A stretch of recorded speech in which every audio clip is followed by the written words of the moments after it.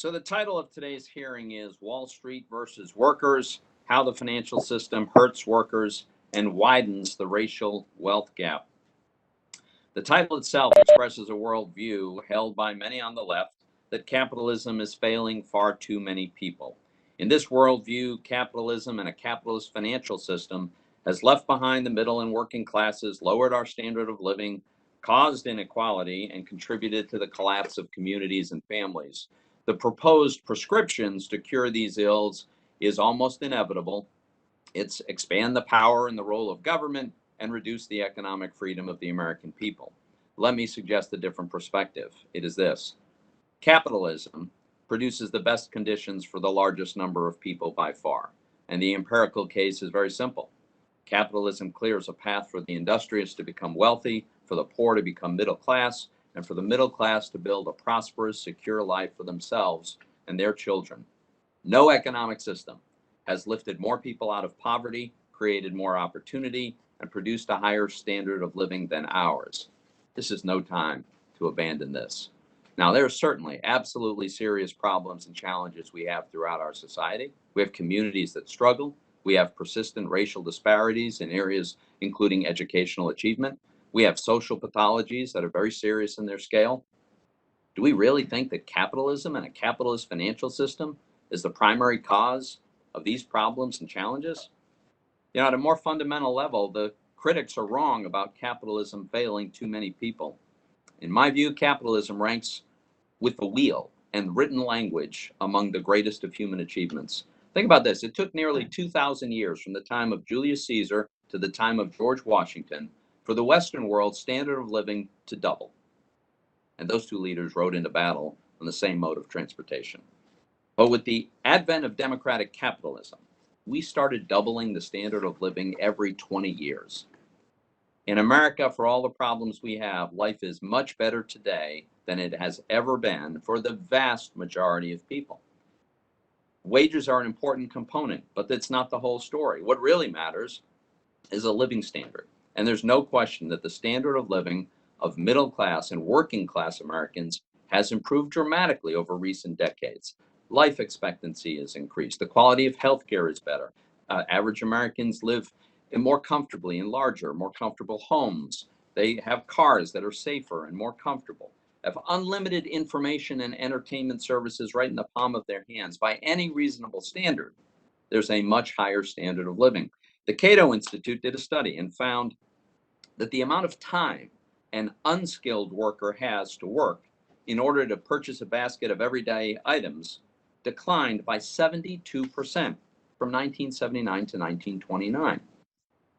And life is continuing to get better. We still have a great deal of economic mobility. In 2016, the Urban Institute looked at the 5 different income groups and concluded between 1979 and 2016, the percentage of Americans who were poor was declining, and the percentage of Americans who were rich or upper middle class was growing. Pre-COVID, wage growth had been occurring across the board, but wage growth was especially strong for minorities and workers without a high school degree.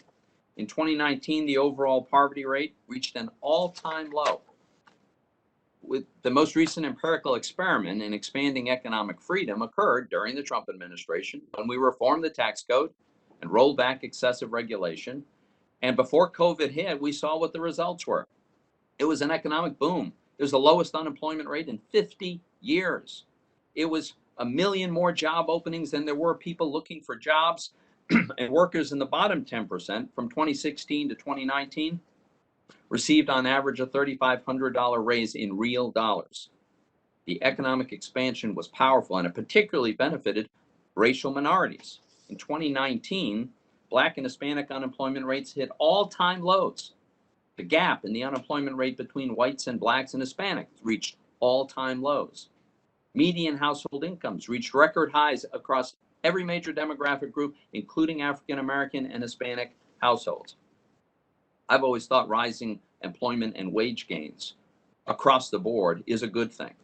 And let's consider how the financial system contributes to the improved standard of living and economic growth that Americans enjoy. The financial system enables businesses and consumers to access credit and capital in a way that very few countries in the world can match.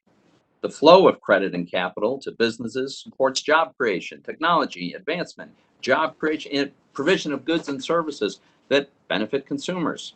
And likewise, that flow of credit and capital to consumers enables them to purchase the goods and services that they value.